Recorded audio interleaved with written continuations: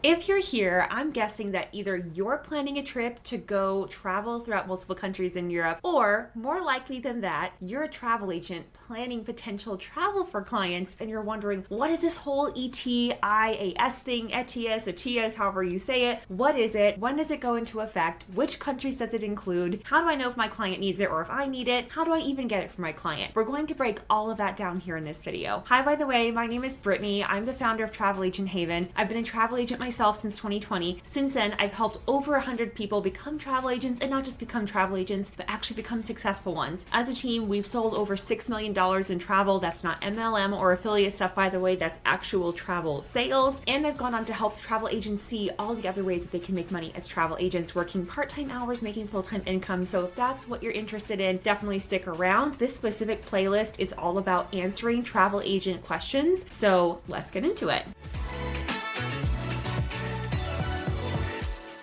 So what is ETIAS, which I'm going to spell it every time because everybody calls it something different? It stands for European Travel Information and Authorization System. It is not a visa, and it's really important that we know that. Of course, this video is really intended for US citizens, right? And many US citizens don't actually understand how visas work because we have an enormous passport privilege. We can go to so many countries and not even think about it. But essentially, for years, we have had visa waivers and we haven't had to apply for visas before entering several countries within Europe. And for us to really understand what this is even about, we have to understand a couple of acronyms and terms. So let's break those down first. Can you tell I was a teacher before? Okay, so we have Europe, right? That's the geographical term. And I know so many of my European friends and even travel agent friends are like, we wish you would stop saying that you're traveling Europe, but it's the way that many of us and our clients travel, right? We often don't go to just Italy, just Greece, just Germany when we're crossing the Atlantic for a trip, right? We often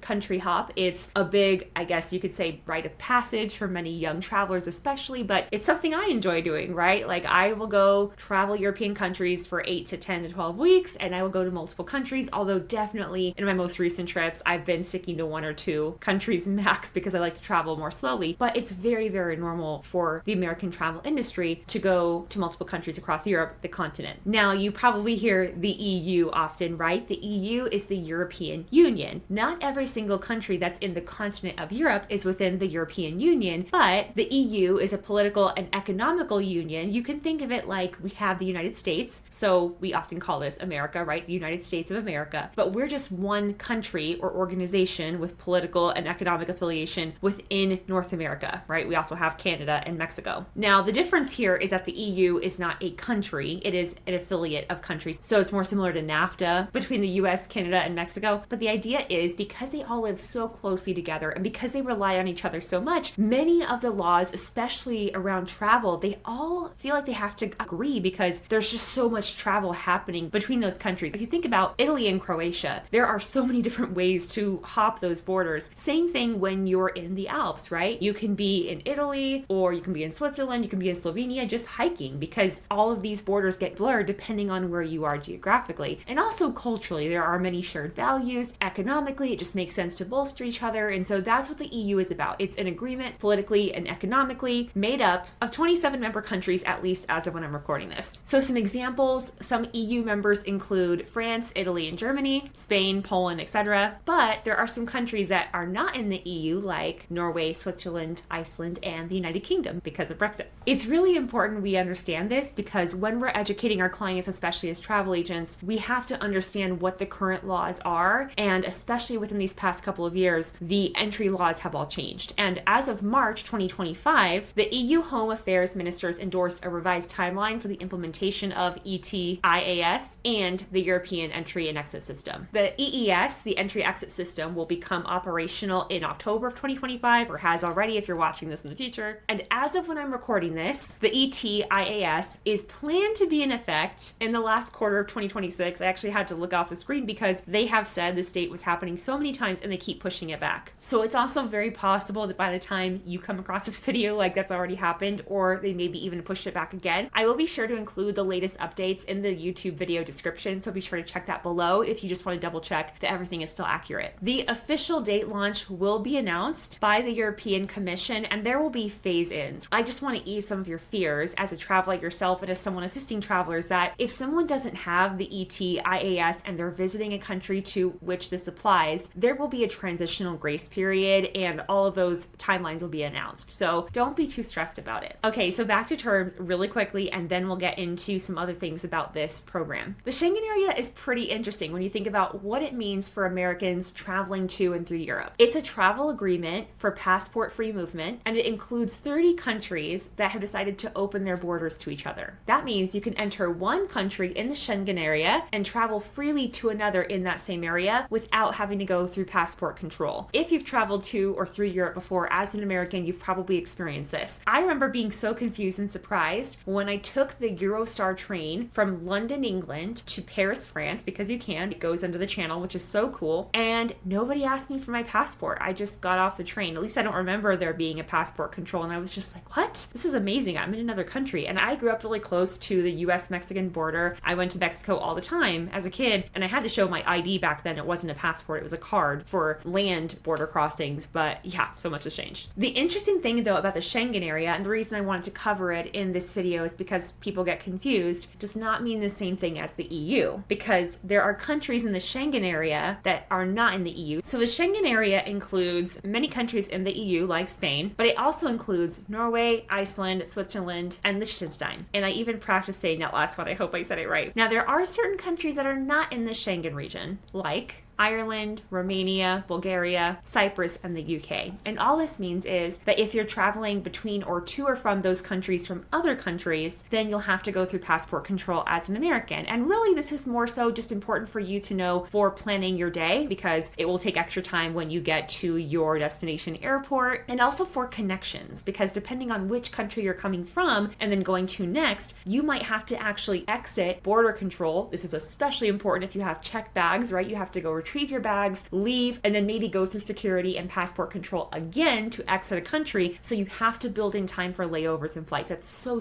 important. I've seen so many people get stressed out because they didn't know that. So your country of origin for your passport matters, but then also which country you're starting at and then which one you're going to when you're putting together itineraries for yourself or for your clients. That all matters. And it totally makes sense when you look at Cyprus, the UK, and Ireland, because you have to fly into islands, right? So that totally makes sense. Now, I will say between Ireland and the UK, there's a really interesting agreement there. If you are traveling between the Republic of Ireland, so just Ireland, and Northern Ireland, which is actually part of the UK, the Republic of Ireland and Northern Ireland are connected, but they are two different countries because Northern Ireland is part of the UK. But because of the troubles that happened in the 90s in the agreement after that, the peace deal after that, there are no hard borders between those two countries, but there is a border. So when you cross, you've probably seen it before. If you travel to, say, Belfast from Dublin, you've noticed that it switches from kilometers to miles. The currency switches from euros to British pounds. There are some differences, and all of these things are just little things you don't think about until you're actually planning a trip there for somebody or until you're there yourself. So I'm hoping I can save you some time with these. The cool thing about the Schengen region is that if you plan a trip with all of your countries in the Schengen area in the region, then you can just have free travel basically. Okay, so how will the ETIAS process work? It's going to be an online application system, and the cost as of right now when I'm recording this should be about €7, which will end up being between $8 to $10 depending on our currency. Hopefully we'll be closer to parity by then, meaning $1 is closer to €1. For that, you'll need to have a valid passport, which means it's going to be valid for at least 6 months after the last date of travel. You'll need to have travel details, so this is something that you'll want to be working with your client if you're a travel agent on having a set itinerary, knowing which countries they're going to visit and when, and then your client will have to answer security questions, or you will have to if you're doing this yourself. Most approvals will be fast within minutes. I will say I did the ETA for the UK, which we'll talk about in another video. I'll be sure to link that one here on a card if it's already ready, but if not, go check my channel. I have other videos like this. I did the one for the UK and it was like $13 or so,